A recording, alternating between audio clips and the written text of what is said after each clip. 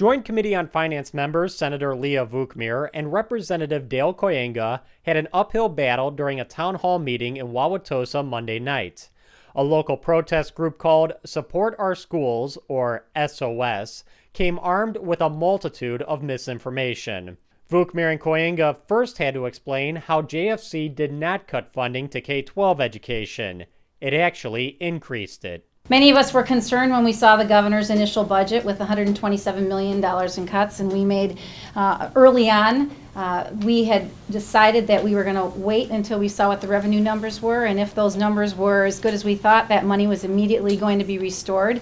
It didn't turn out that the numbers were as great, but we did find the money. We went beyond the $127 million. The final number that we restored, we went up to $196 million in our commitment in this particular budget for public education. The SOS group you asked us for, and we got thousands of letters, $100 per kid. And that was when the governor proposed a $150 cut. We not only restored the $150 cut, but then we went $100 above and beyond that. So you have our ear, we are listening, and we are trying to strengthen our public schools as well as our overall school system and our students. Kooyenga quickly learned that this was not a group interested in facts that conflicted with their narrative. Charter schools are public schools. No. They are. No. I don't know what to tell you. It says charter schools are public schools.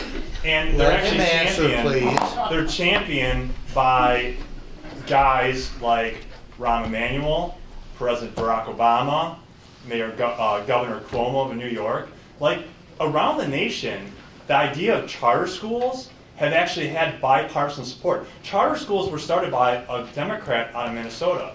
So it's remarkable that all of a sudden, like here in this political atmosphere, all of a sudden charter schools are some crazy right-wing idea when they're actually... Please let him answer. SOS eventually decided its main target of the evening would be the school choice program. How do you measure outputs for a voucher school that doesn't have the same accountabilities as a public school?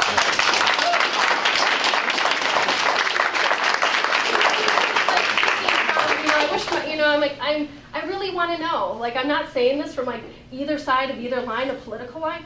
I want to know, like, how do you measure output? Mr. Kooyenga. Yeah. Well, you measure output by graduation rates, by test scores, I think you need to measure by stuff beyond that kind of stuff, teen pregnancy, subsequent incarceration rates. And if you look at the data on charter and choice schools, I mean, there's schools that definitely stand out, and on average, they do better. And I can show you that data.